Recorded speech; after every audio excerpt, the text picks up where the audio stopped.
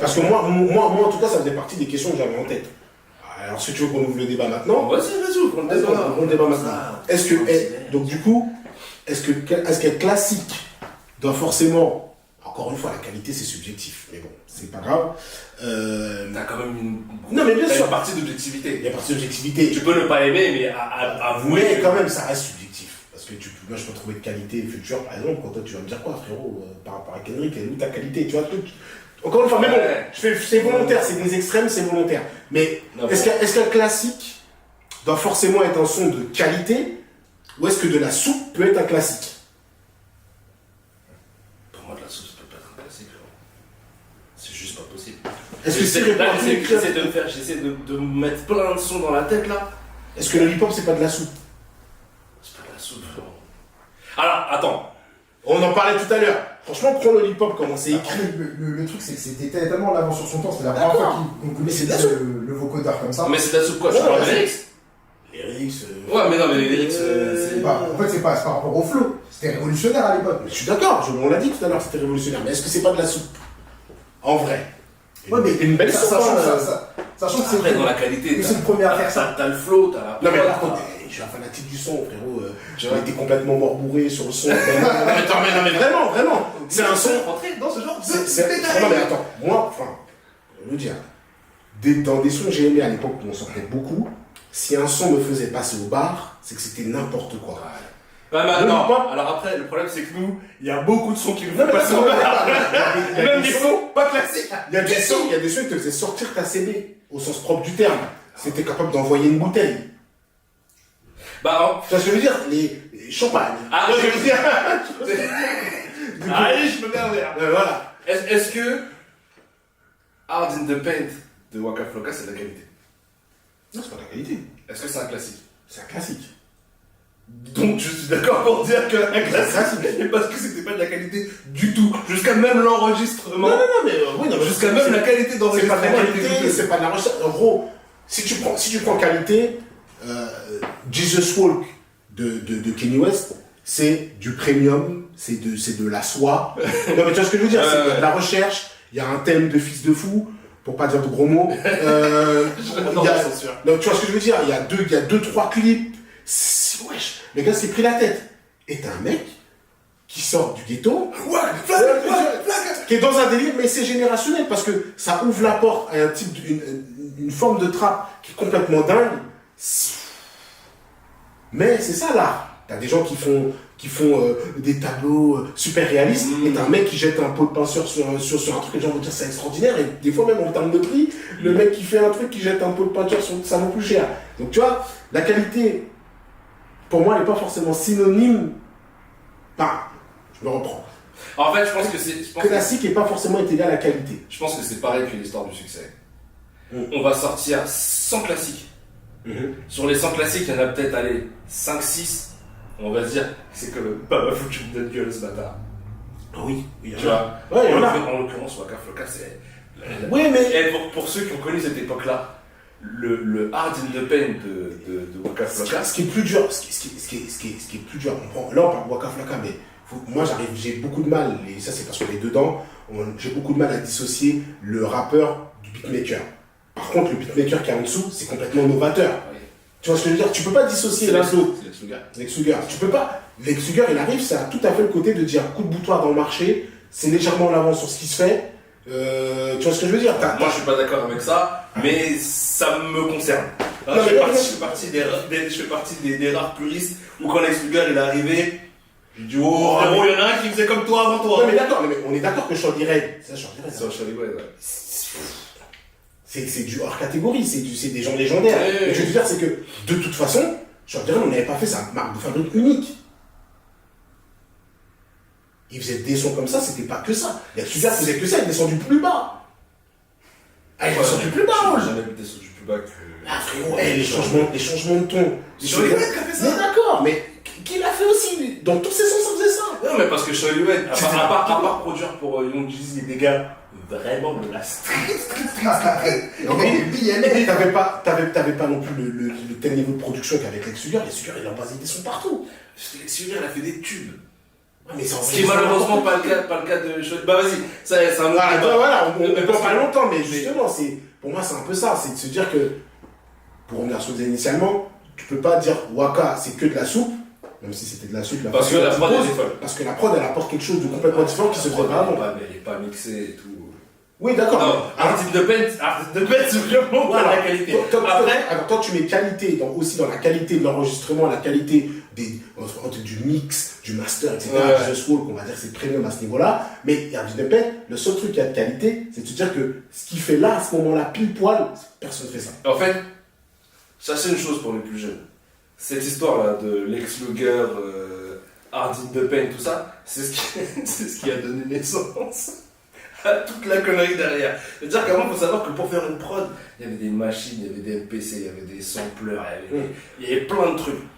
Et Lex Luger, en fait, il a tout cassé parce qu'il y avait Lex Luger, il y avait un autre gars aussi, Jalil Beats. Ouais, Jalil Beats aussi, c'est... Ces mecs-là, ils sont arrivés, PC portable, Fruity Loops, Drum Kit, c'est notre génération. on envoie la cam, rien n'était mixé. Bon après bien évidemment ça a changé et c'est c'est presque eux qui sont au début de l'internet monnaie, musicalement parlant. Ouais. On va pas trop partir en vrille sur ces trucs-là, mais toute la génération SoundCloud, tout ce qui en découle et tous les artistes qui sont complètement en indé, qui font leur instru.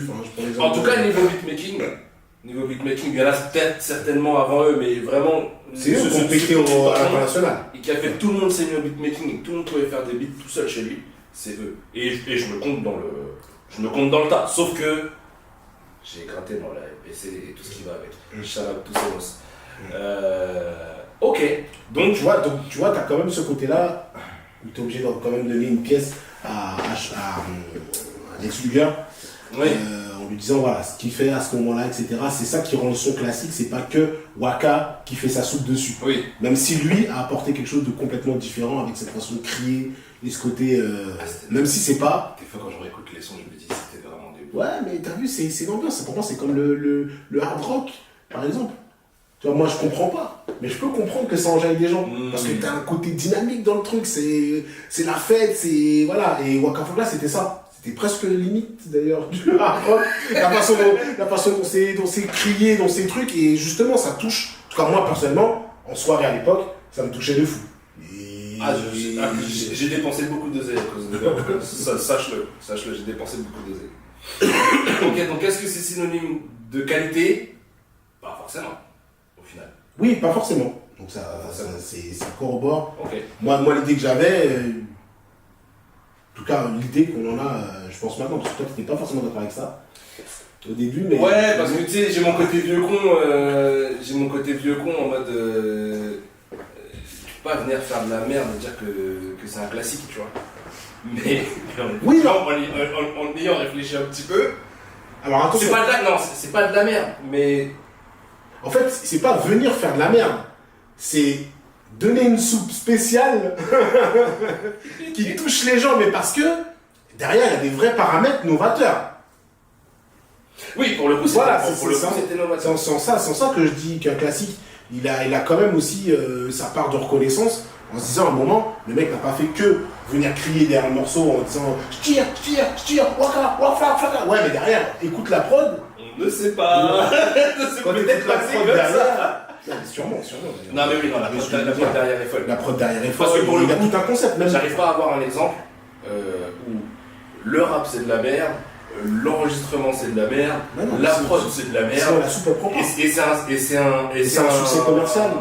Et c'est un succès commercial et c'est un classique. Non, moi j'en vois pas. Et en plus, t'as presque le côté, parce que faut se rappeler aussi, tout le côté Lox, etc., tout le côté Napier de l'époque. Waka, il arrive Loxé, tout ça. Tous ces mecs-là, ils ont donné naissance à tout ce qui est. Comment ils s'appellent les mecs que vous écoutez maintenant là Playboy Carty. Le mec de Chicago. Dirk.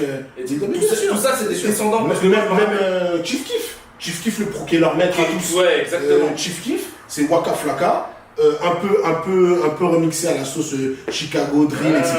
Mais tout ce côté Lox, Nappy, Gang, c'est le South. La base, c'est le South. Et le plus profond de ça, parce que même Gucci Mane, qui était déjà lui mainstream, s'il va chercher Waka, et tous ses copains pour faire ensuite leur Brick Squad, Brick Squad, etc. C'est parce qu'en fait, il va chercher le fin fond de la rue. Tu vois ce que je veux dire? Pour moi, c'est mérité. En tout cas, ce son-là, on peut pas dire que c'est pas un classique parce que. De toute façon, Waka, Hard in the Paint, c'est Waka, un classique. ça se compte en 2-3 classiques. Hein. T'as Hard in the Paint. Pour moi, c'est tout. Oh, No Hands. Mais non, bah, là, tu vois, moi, je mets plus côté. Pour moi, c'est beaucoup moins générationnel que Hard in the Paint. Encore une fois, nous, Je crois que. nous, on a écouté parce que. On kiffait. Il y a ce tas de tout surtout pour les douilles. C'est ça son souffle. Oh, Là, c'est. Bah, voilà. Avant Hard in the Paint, je vais être. Ouais. Non, pour moi, Hard in the Paint, c'est trop. Moi, je vais être Hard in the Paint quand même et All the Weeks. La vérité, je crois qu'il y a moins de gens qui connaissent Hard in the Paint que. Ah bon, on dit le motherfucking Paint, nigga. Mais frérot, rappelle-toi. Un gros shout-out à Widim, parce que. Pareil, ça aussi, c'est un gars qu'on a beaucoup Pour côtoyé. moi, c'est en dessous d'Hard in the Paint. Et on était une pincée de fou Oui, à écouter Hard in the Paint. Personne n'écoutait Hard in the Paint, à part nous. t'as l'impression. Ah, mais frérot. Enfin, à part nous, ça Skyrock, frérot. Ça.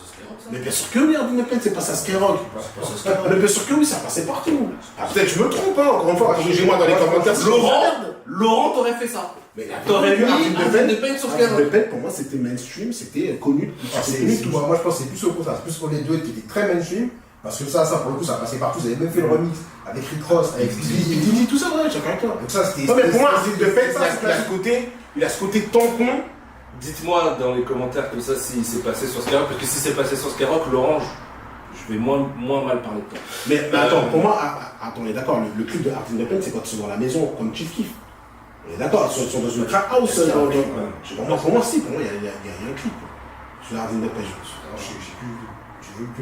Bah, regarde, Mais t'es là pour ça en fait. mais pour moi, t'as ce côté générationnel, tampon, lourd. Il En est plus, dehors dans le clip. Il est dehors, un clip, Ouais. putain, je vois pas comment il est clip. Mais de toute façon, le truc des clips dans les maisons, ça c'est Chief Keef à incarner ça. Ouais, bah justement, j'avais Bah, l'impression. le clip dans la maison, autant J'avais l'impression que Waka l'a fait avant. Us, c'est dans une maison, je crois. C'est dans une trap house, je crois. Le premier clip, c'est. Comment ça s'appelle At the top, this is us, nigga. Non, ça c'est. Ah, Non, c'est à donc là que le. C'est à donc. Ah ouais, nigga, that is shit up. Like, ouais, c'est vrai. Mais bon, je pensais que Waka avait son clip fait comme ça avant Chief Keef. Bon, bref, c'était la petite. Ouais. Bref, Tout ça pour dire que, pour clôturer cette partie-là, classique ne rime pas forcément avec qualité.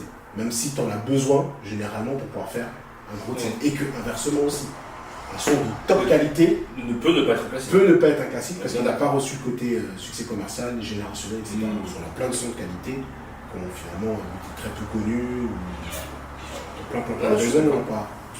pas le côté classique. Ok,